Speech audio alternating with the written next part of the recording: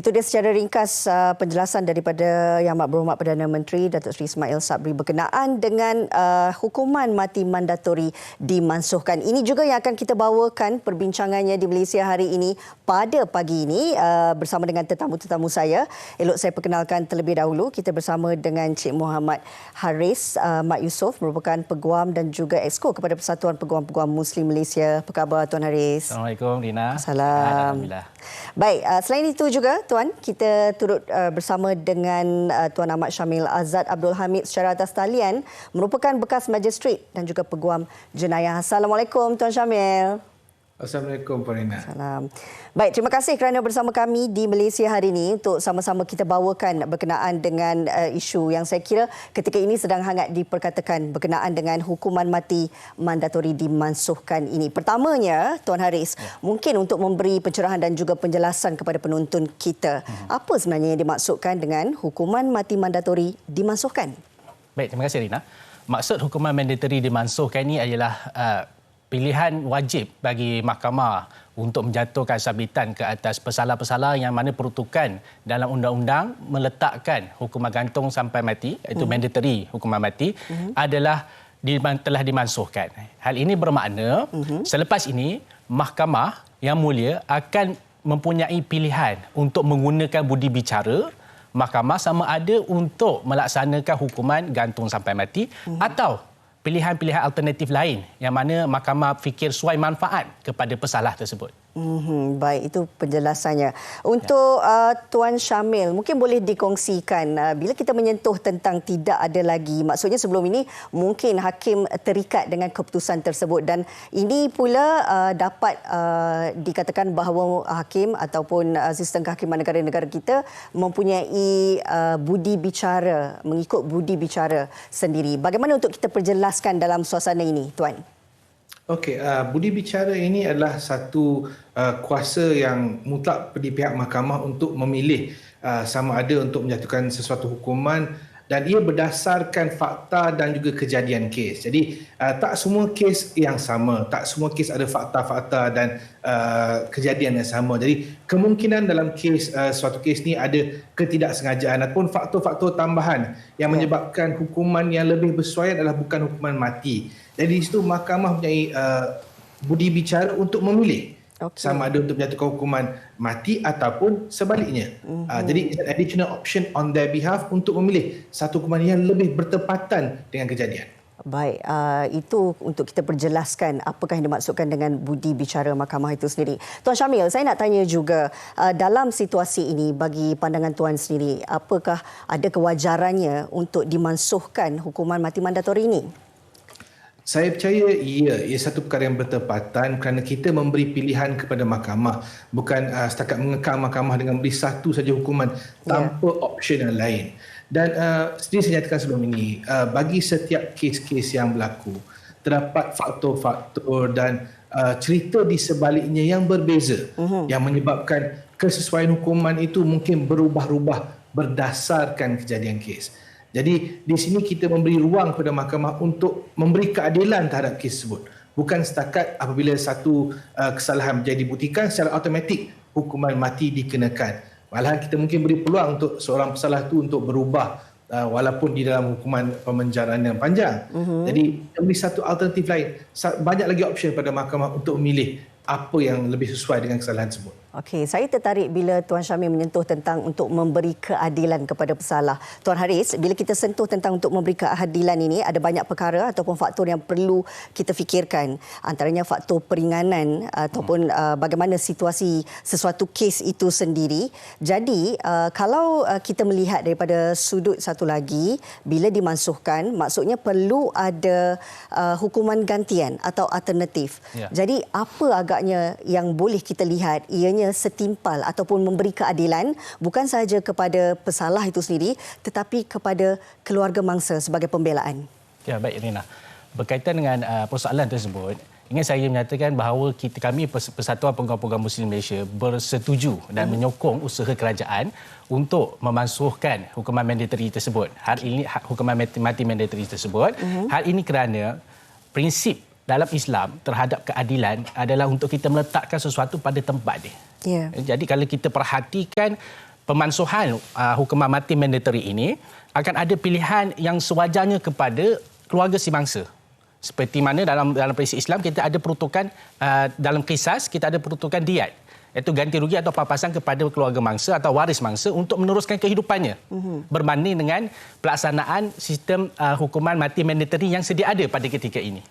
Dan namun perlu kita ingat, pindaan perlu dibuat terhadap undang-undang sedia ada, kanun-kanun jenayah tersebut perlu dipinda oleh kerajaan untuk memastikan kesan atau efek pindaan tersebut dapat dilaksanakan oleh mahkamah dalam melaksanakan hukuman ke atas pesalah tersebut. Okey, baik. Bila menyentuh hukuman alternatif ataupun hukuman gantian ini, mungkin Tuan Syamil juga ada pandangan berkaitan dengannya. Silakan. Ya, kita ada beberapa pilihan lain seperti macam hukuman pemenjaraan sepanjang hayat dan kita boleh kenakan seorang pesalah itu sebatan. Jadi ramai yang bimbang dan khawatir bahawa hukuman pemenjaraan ini bukan satu hukuman yang setimpal dengan kes yang melibatkan hukuman mati. Akan tetapi kita harus also consider bahawa hukuman pemenjaraan yang tempohnya agak panjang ini bukan satu yang mudah ya. 20 tahun dalam penjara, bayangkan kita baru lepas PKP, ditahan dalam rumah sebulan pun dah hampir kemurungan. Bayangkan mereka yang duduk dalam penjara selama tempoh 20 tahun dan juga dikenakan sebatan. Jadi itu saya percaya hukuman yang lebih bersesuaian dengan kejadian. Dan juga menyentuh konsep keadilan di sini, justice. Ramai yang mengatakan bahawa an eye for an eye. Tapi kita ada pepatah mengatakan an eye for an eye makes the world go blind. Yeah. Dan kita juga harus fokus balik. Adakah kita mengejar keadilan? Are we looking for justice or are we looking for revenge? Jadi kita kena bezakan itu, dua konsep itu. Berdasarkan kepada kenyataan yang diberikan oleh kerajaan untuk memutuskan ianya dimansuhkan, Tuan Syamil, pastinya ada pelbagai persepsi ataupun pandangan baik daripada pihak kerajaan sendiri ataupun kepada golongan masyarakat. Ini kita nak memberi fokus kepada keluarga mangsa. Contohnya dalam kes jenayah bunuh itu sendiri. Mungkin dalam ketika ini ada sebilangan daripada mereka yang tidak bersetuju, merasakan mereka memerlukan pembelaan yang sewajarnya terhadap pesalah yang melakukan kes-kes sebegini. Jadi dalam situasi ini pula bagaimana? Okey, di situ sebab itu kita ada budi bicara di mahkamah yang mana Yang Arif Hakim boleh menentukan apa hukuman yang sesuai berdasarkan faktor kejadian. Macam seperti mana dimaklumkan oleh Rina tadi, dalam kes-kes bunuh. Sekiranya benar mahkamah percaya bahawa satu hukuman yang lebih berat, satu hukuman mati yang sesuai untuk dikenakan, maka option itu masih ada di mahkamah. Kita jangan lupa yang mahkamah masih ada pilihan tersebut. Dan sekiranya ada faktor-faktor tambahan, contohnya dalam kes-kes melibatkan penderaan rumah tangga di mana pihak yang didera tersebut tidak tahan dan akibat tersebut telah bertindak membunuh pendera. Adakah sesuai untuk orang tu dikenakan hukuman mati? Mungkin lebih bersesuai untuk dikenakan hukuman penjara. Jadi di situ macam saya katakan sebelum ini, hukuman kedua jenis hukuman ini, hukuman penjara sepanjang hayat dan juga hukuman bunuh, dua-dua membawa impak yang sama berat terhadap seorang tertuduh itu. Baik. Namun kalau kita lihat, mungkin ada juga perspektif yang mengatakan dalam situasi bila hukuman mati mandatori ini dimansuhkan, risau. Mungkin kalau kita lihat sewaktu ia masih lagi berjalan, kes juga ada peningkatannya saban tahun. Tetapi bila dimansuhkan, kerisauan itu katanya lebih berganda. Takut-takut lebih banyak kes berlaku. Bagaimana Tuan Haris? Ya Rina, kerisauan tersebut tidaklah perlu kita berfikir terlalu panjang. Hal ini kerana apa yang keputusan kerajaan buat adalah untuk memansuhkan hukuman mandatory. Tidak bermaksud kerajaan telah memansuhkan hukuman mati.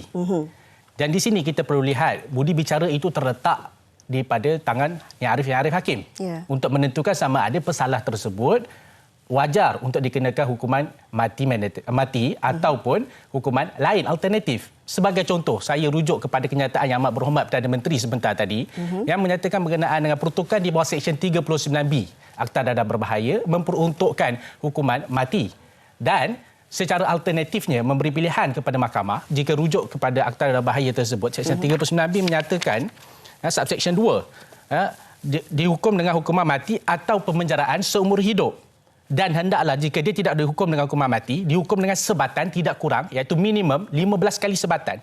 Namun perlu kita rujuk kepada pindaan subsection 2A, di mana dalam menyatakan ini mahkamah boleh menjatuhkan hukuman pemenjaraan seumur hidup dan sebatan minimum 15 kali berdasarkan kepada hal-hal yang dinyatakan dalam peruntukan. Antara lain, pertama, tiada bukti pembelian dan penjualan suatu dadah berbahaya pada masa orang yang disabit itu ditangkap. Yang kedua, tiada pelibatan agent provocator. Atau ketiga, pelibatan orang yang disabit adalah terhad hanya kepada pengangkutan, membawa, menghantar atau menyampaikan suatu dadah berbahaya, dan orang yang disabit itu telah membantu suatu agensi penguatkuasaan dalam mengganggu aktiviti pengiriman dadah di dalam atau di luar Malaysia. Ini adalah salah satu contoh pindaan undang-undang di dalam Akta Dadah Bahaya yang mana memberikan satu pilihan kepada mahkamah untuk meletakkan satu budi bicara dalam keadaan hal-hal tertentu untuk mewajarkan pesalah tersebut dikenakan hukuman yang selayaknya. Okey, faham dan jelas di situ. Baik, sebelum kita nak berakhir, saya nak dapatkan pandangan daripada Tuan Syamil sendiri. Ini berkenaan dengan banduan akhir yang ketika ini sedang menanti hukuman gantung. Adakah sebenarnya apa yang dilaksanakan sekarang ini, hukuman mati mandatori yang dimansuhkan ini juga terpakai kepada mereka dan mungkin dalam kalangan pesalah-pesalah yang sedang membuat rayuan? Bagaimana Tuan Syamil?